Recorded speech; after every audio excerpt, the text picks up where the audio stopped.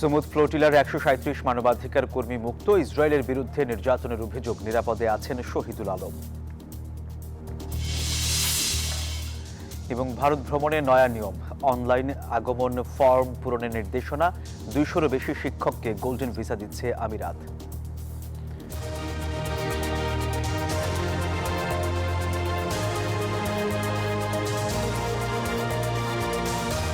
স্বাগত প্রবাসী সংবাদে, আপনাদের সাথে আছি আমি সোহাগ বক্স। দেখছিলেন বিআরবি কেবল সংবাদ শিরোনাম। এবার বিস্তারিত। গাজামুখী ফ্লোটিলার আটক কর্মীদের মুক্তি দিতে শুরু করেছে ইসরায়েল। ১৩৭ জনকে মুক্তি দিলেও বাকিদের উপর চলছে নির্যাতন। বিশেষ করে গ্রেটা থুনবার্গের সাথে করা হচ্ছে দুর্ব্যবহার, এমনটাই অভিযোগ উঠেছে বেশ কয়েকটি আন্তর্জাতিক সংবাদ মাধ্যমে। আর এদিকে এখনও নিরাপদে রয়েছেন আরেক বহরে থাকা বাংলাদেশি শহীদুল আলম। এরই মধ্যে বিশ্বজুড়ে ইসরায়েলের বিরুদ্ধে বাড়ছে প্রতিবাদ, অব্যাহত রয়েছে বিক্ষোভ। কারো হাতে মুক্তির টিকিট, আর বাকিদের এখনো অবস্থান নেগেভ মরুভূমির কুখ্যাত কারাগারে। ১৩৭ জন মুক্তি পেয়ে তুরস্কে ফিরলেও বাকি ৩৫০-র বেশি কর্মীর উপর চলছে নির্যাতন। মুক্তি পাওয়া কর্মীরা অভিযোগ করেছেন তাদের সাথে পশুর মতো আচরণ করা হয়েছে এবং পর্যাপ্ত খাবার ও পানি দেওয়া হয়নি, যা অস্বীকার করেছে ইসরায়েলি কর্তৃপক্ষ। সবচেয়ে গুরুতর অভিযোগ উঠেছে সুইডিশ জলবায়ু কর্মী গ্রেটা থুনবার্গকে নিয়ে। তাকে ছারপোকা ভর্তি অস্বাস্থ্যকর সেলে রাখা এবং চুলের মুঠি ধরে টেনে হিচড়ে নিয়ে যাওয়ার মতো অভিযোগ করেছেন তার আইনজীবী। অন্যদিকে ফ্রিডম ফ্লোটিলা কোয়ালিশনের কনসায়েন্স জাহাজে থাকা একমাত্র বাংলাদেশি আলোকচিত্রী শহীদুল আলম নিরাপদে গাজার পথে রয়েছেন। নিজের ফেসবুক পেজ থেকে তিনি জানিয়েছেন তাদের যাত্রা অব্যাহত রয়েছে। তার নিরাপত্তা নিয়ে পর্যবেক্ষণ করছে বাংলাদেশ সরকার। ইসরায়েলের এই কর্মকাণ্ডের বিরুদ্ধে তুরস্ক সহ পশ্চিমা দেশগুলোতে চলছে তীব্র প্রতিবাদ। আটক বাকি কর্মীদের নিঃশর্ত ও দ্রুত মুক্তি দেওয়ার জোর দাবি জানিয়েছে মানবাধিকার সংগঠনগুলো। নিবির আমিন, নিউজ 24। ভারত ভ্রমণে নতুন নিয়ম চালু করা হয়েছে। এখন থেকে দেশটি ভ্রমণের আগে অনলাইনে আগমন ফর্ম পূরণ করতে হবে। গেল ১ অক্টোবর থেকে এই নিয়ম চালু করেছে ভারতীয় দূতাবাস। এমনিতে ভিসা জটিলতা, আবার নতুন করে অনলাইনে ফর্ম পূরণ আরও একটি হয়রানি ও ভোগান্তির কারণ হয়ে দাঁড়িয়েছে বলে অভিযোগ পাসপোর্টধারীদের। এখন থেকে ভারত ভ্রমণের সময় ইন্ডিয়ান ভিসা অনলাইন অ্যারাইভাল ওয়েবসাইটের আবেদনের ফর্ম পাসপোর্টধারীরা সম্পর্ক চাওয়া তথ্য পূরণ করতে হবে। গত বছরের ৫ আগস্ট বাংলাদেশের রাজনৈতিক পট পরিবর্তনের পর নিরাপত্তার অজুহাতে ট্যুরিস্ট, বিজনেস ও স্টুডেন্ট ভিসা বন্ধ করে দেয় ভারত সরকার। তবে মেডিকেল ভিসা চালু রাখলেও নানান শর্ত জুড়ে দিয়ে ভিসা প্রাপ্তি কঠিন করে তোলে দিল্লি।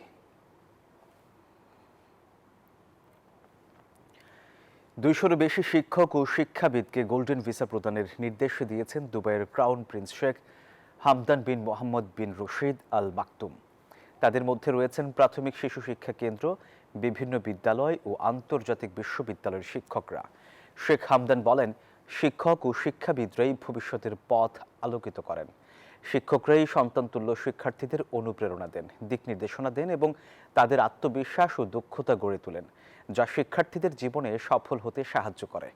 তিনি আরও বলেন, শিক্ষক ও শিক্ষাবিদের প্রভাব শ্রেণীকক্ষের গণ্ডি পেরিয়ে সমাজে গভীর ছাপ ফেলে। তাদের অবদানই দুবাইয়ের বৈশ্বিক মর্যাদা আরও সুদৃঢ় করছে।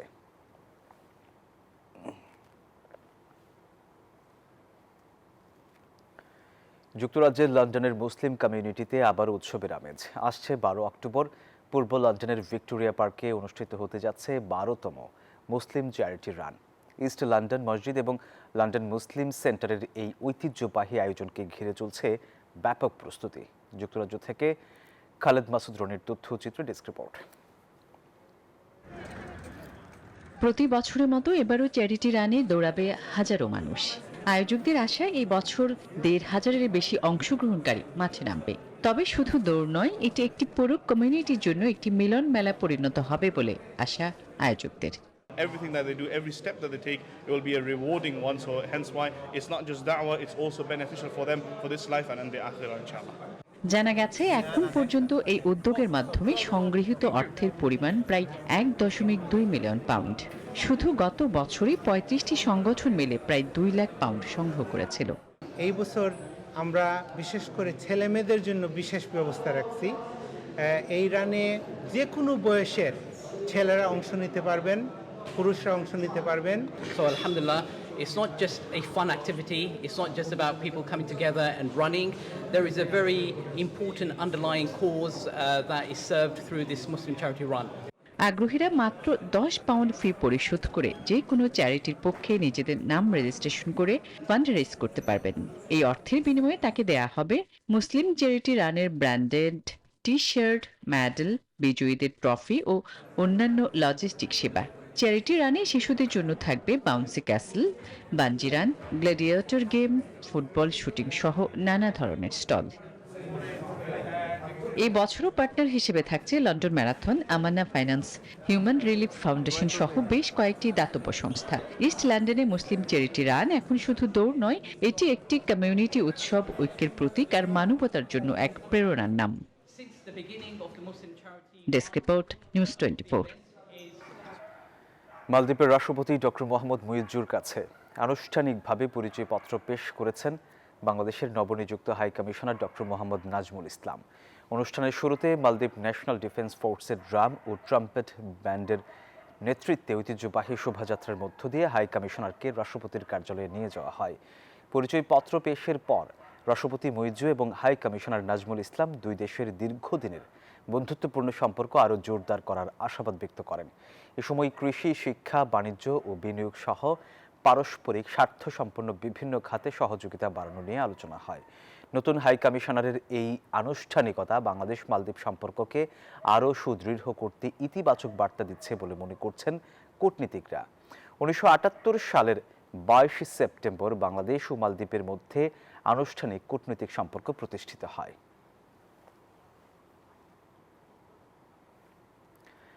কানাডার টরন্টোয় কবিতা বিষয়ক সংগঠন বাচনিকের যুগপূর্তি উদযাপন উপলক্ষে আয়োজন করা হচ্ছে বিশেষ অনুষ্ঠান বাচনিক বৈভব। আগামী 18 অক্টোবর ডন অন ডেনফোর্থ মিলনায়তনে এই অনুষ্ঠান অনুষ্ঠিত হবে, যেখানে কবিতা, গান ও নৃত্যের সমারোহে জমে উঠবে উৎসব। সম্প্রতি টরন্টোর ডেনফোর্থের রেড হট তন্দুরিতে আয়োজিত সংবাদ সম্মেলনে সংগঠনের মুখপাত্র কাজী হিলাল এই তথ্য জানান। এবারের আয়োজনের অন্যতম লক্ষ্য হল নবপ্রজন্মকে আবহমান বাংলার ইতিহাস, ঐতিহ্য আর সংস্কৃতির সঙ্গে পরিচয় করিয়ে দেওয়া। কানাডার ক্যালগারিতে অনুষ্ঠিত হল সনাতন ধর্মাবলম্বীদের শারদীয় দুর্গাপূজা। পূজা মণ্ডপে প্রতিদিন ভক্তিমূলক উপাসনা, অঞ্জলি, প্রসাদ বিতরণ এবং নানা আচার অনুষ্ঠানে মুখরিত ছিলেন প্রবাসী বাংলাদেশি সনাতন ধর্মাবলম্বীরা। কানাডা থেকে লাইলা নুসরাতের পাঠানো তথ্যচিত্রে ডেস্ক রিপোর্ট।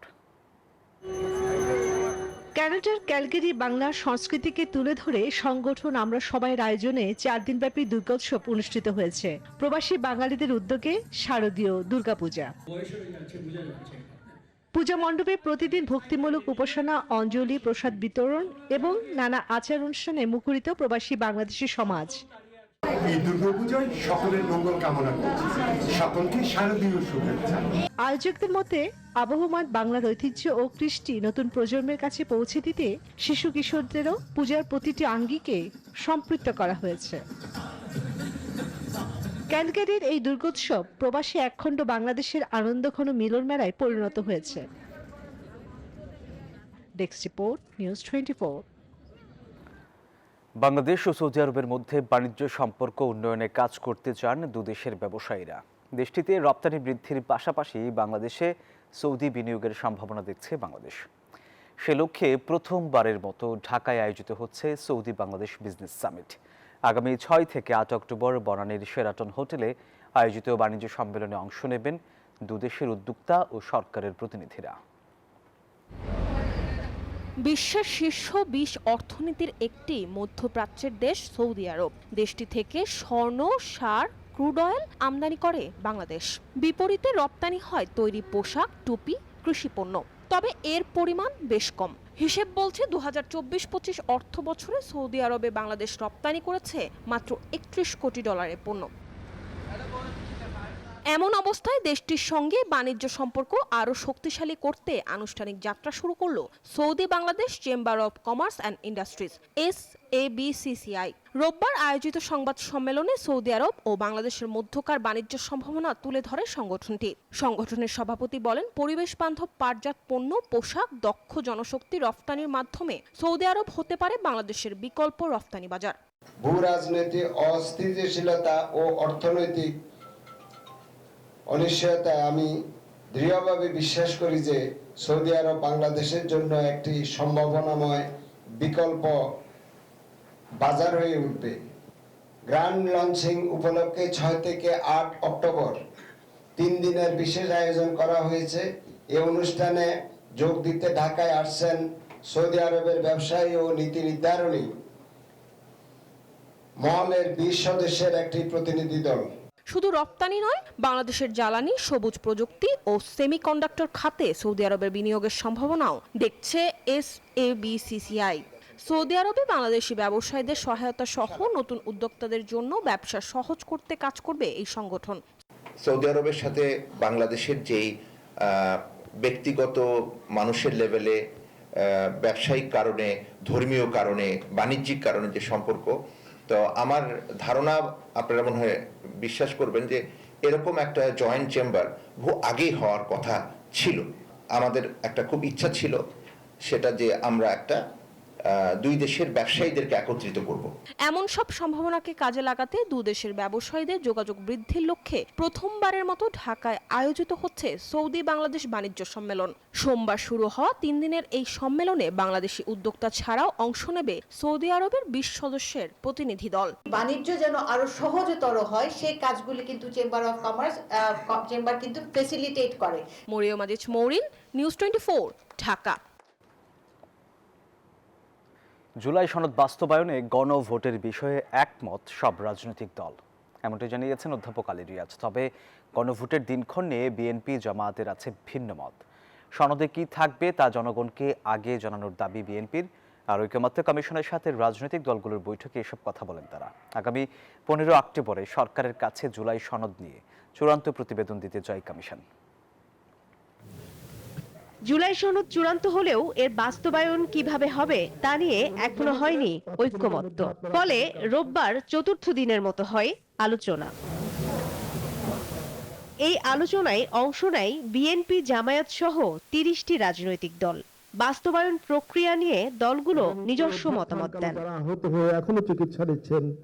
জুলাই সনদ বাস্তবায়নে গণভোটের বিষয়ে একমত হয় দলগুলো। তবে গণভোট কখন হবে তা নিয়ে রয়েছে মতবিরোধ। বিএনপি বলছে গণভোটের জন্য অধ্যাদেশ জারি করতে হবে। জুলাই জাতীয় সনদ 2025 বাস্তবায়নের জন্য অধ্যাদেশ বা বাস্তবায়ন অধ্যাদেশ, সেই অধ্যাদেশে থাকবে যে নির্বাচন কমিশনকে এখতিয়ার দেওয়া হলো এরকম একটি রেফারেন্ডাম পরিচালনা করার জন্য জাতীয় সংসদ নির্বাচনের একই সাথে একই দিনে আলাদা ব্যালটে।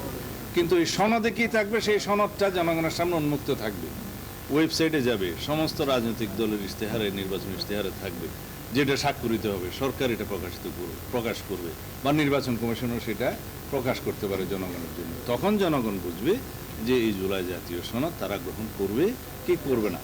তবে জামায়াত বলছে ভোটের আগে গণভোট করতে হবে, আর এনসিপি বলছে আগামী নির্বাচন হবে গণপরিষদ নির্বাচন। আমাদের অবস্থান যদিও আগে সংবিধান আদেশ ছিল, আমরা বলেছি হ্যাঁ, জাতির স্বার্থে দলীয় অবস্থানকে আমরা একটু মডিফাই করেছি, করে আমরা গণভোটের ব্যাপারে একমত হয়েছি। এবং এটাও আমরা বলেছি এই গণভোটের রেজাল্ট যদি আমাদের বিপক্ষ যায় আমরা এখানে ছাড় দেব। জাতির রায়, জনগণের রায়কে আমরা মেনে নেব। আমার পক্ষে বিপক্ষে এটা বড় কথা নয়, আমার জনগণ কি চায়। আমরা কমিশনকে বলেছি যে এই যে বিভিন্ন রাজনৈতিক দল যে কথাগুলো বললো, ভাষাগত ভিন্নতা বাদ দিলে মোটামুটি স্পিরিটের দিক থেকে সবাই এক জায়গায় এসেছে যে জুলাই সনদের আইনি ভিত্তি এবং সাংবিধানিক ভিত্তি দিতে হবে। এই স্পিরিটটাকে কমিশন এখন পরবর্তী সভায়, সেটা আগামীকালকে হোক কিংবা পরশুদিন হোক, তারা চাইলে এক পাতায় একটা মানে ডকুমেন্ট একটা প্রস্তাব আমাদের সামনে নিয়ে আসতে পারে, তাহলেই কিন্তু আলোচনাটা একটা শেষের দিকে বা পরিণতির দিকে যাবে। এই বক্তব্যটা আমরা আমাদের জায়গা থেকে রেখেছি। জাতীয় কমিশন প্রত্যাশা করেন খুব শিগগিরই সরকারের কাছে বাস্তবায়নের সুনির্দিষ্ট প্রস্তাব করতে পারবে। কমিশনের পক্ষ থেকে রাজনৈতিক দলগুলোর যে সহযোগিতা পাওয়া যাচ্ছে, আমরা আশা করছি আগামী কয়েকদিনের মধ্যেই সেই জায়গাটা আমরা পৌঁছতে পারব। এক্ষেত্রে আমরা সুস্পষ্টভাবে মাননীয় প্রধান উপদেষ্টাকে বলেছি যে আমরা 15ই অক্টোবরের পর কমিশনের কার্যক্রম অব্যাহত রাখার কোনো প্রয়োজন আছে বলে মনে হচ্ছে না। আমরা ইতিমধ্যেই ওই জায়গায় উপস্থিত হতে পারবো। এদিকে সকালে জাতীয় ঐক্যমত্য কমিশনের সভাপতি বৈঠক করেন কমিশনের অন্যান্য সদস্যদের সাথে, যেখানে তিনি সবার কাছে গ্রহণযোগ্য একটি দলিল তৈরির তাগিদ দেন। মারুফা রহমান, নিউজ 24, ঢাকা। জুলাই আন্দোলন দমনে দল হিসেবে আওয়ামী লীগের বিচারে শিগগিরই তদন্ত শুরু হবে, এমন মন্তব্য করেছেন চিফ প্রসিকিউটর। রোববার ট্রাইব্যুনালে তিনি কথা জানান। এদিকে কুষ্টিয়ায় 6 জনকে হত্যার মামলায় মাহবুবুল আলম হানিফ সহ 4 জনের বিরুদ্ধে ট্রাইব্যুনালে চার্জশিট দাখিল করেছে প্রসিকিউশন, যদিও 4 জনই বর্তমানে পলাতক রয়েছে। জুলাই অভ্যুত্থানের পর রাজনৈতিক দল হিসেবে আওয়ামী লীগের কার্যক্রম নিষিদ্ধ করা হয়। হত্যাযজ্ঞের দায়ে দল হিসেবে আওয়ামী লীগের বিচার প্রক্রিয়া চালু করতে আন্তর্জাতিক অপরাধ ট্রাইব্যুনাল আইন সংশোধন করা হলেও এখনও তদন্তের তেমন কোনো অগ্রগতি হয়নি। আওয়ামী লীগ ও তার সহযোগী সংগঠনের বিচার চেয়ে এনডিএম চেয়ারম্যান ববি হাজ্জাজের করা আবেদনটিও ফাইলবন্দি। আওয়ামী লীগ নেতা সদরুদ্দিন খান রোববার ট্রাইব্যুনালে এক প্রশ্নের জবাবে চিফ প্রসিকিউটর জানান, এরই মধ্যে প্রাথমিক তদন্ত শুরু হয়েছে, খুব শিগগিরই আনুষ্ঠানিক তদন্তেও নামবে তারা। এই মুহূর্তে আওয়ামী লীগের বিরুদ্ধে দল হিসাবে আওয়ামী লীগের বিরুদ্ধে অপরাধী সংগঠন হিসাবে তাকে বিচারের মুখোমুখি করার জন্য প্রাথমিক তদন্তের কাজটা আমরা শুরু করতে যাচ্ছি। সেটা যদি পুরো দমে শুরু হয়, তখন আমরা বলতে পারবো আপনাদেরকে যে আওয়ামী লীগের বিচারের মুখোমুখি হওয়ার ব্যাপারটা কতদূর আছে। অভিযোগ এসেছে, এটা আমরা এখন গুরুত্ব দিয়ে এটা যাচাই বাছাইয়ের কাজটা করছি। খুব সহসাই আনুষ্ঠানিকভাবে তদন্ত শুরু হবে। এদিন সিরাজগঞ্জে 3 জনকে হত্যার মামলায় সাবেক এমপি জান্নাতারা হেনরি সহ 3 জনকে কারাগারে পাঠান ট্রাইব্যুনাল 1। আর ট্রাইব্যুনাল 2-এ কুষ্টিয়ায় 6 জনকে হত্যা মামলায় আওয়ামী লীগ নেতা মাহবুবুল আলম হানিফ সহ 4 জনের বিরুদ্ধে আনুষ্ঠানিক অভিযোগ দাখিল করে প্রসিকিউশন। 4 জনই বর্তমানে পলাতক। কুষ্টিয়া শহরে 6 জনকে হত্যার দায়ে তৃতীয় যে চার্জ, এই 3টি চার্জ এনে তার বিরুদ্ধে এই ফর্মাল চার্জটা দাখিল করা হয়েছে। এই 3টি অভিযোগ প্রমাণের জন্য সাফিসিয়েন্ট ম্যাটেরিয়াল, তথ্য প্রমাণাদি সবকিছু প্রসিকিউশন দাখিল করেছে। ট্রাইব্যুনাল বলেছেন এগুলো পর্যালোচনা শেষ করে আগামীকালকে কগনাইজেন্স নেওয়ার ব্যাপারে তারা আদেশ দেবেন। এছাড়া গুমের মামলায় সাবেক সেনা কর্মকর্তা জিয়াউল আহসানকে ট্রাইব্যুনালে হাজির করা হয়। চিফ প্রসিকিউটর জানান, গুমসহ আলোচিত বেশ কয়েকটি মামলার তদন্ত এখন শেষ পর্যায়ে। এই সপ্তাহের মধ্যে তদন্ত প্রতিবেদন হাতে পাওয়ার আশা করছেন তারা। মাহমুদ হাসান, নিউজ 24, ঢাকা। দর্শক, এই ছিল নিউজ 24 প্রবাসী সংবাদে। ধন্যবাদ সবাইকে।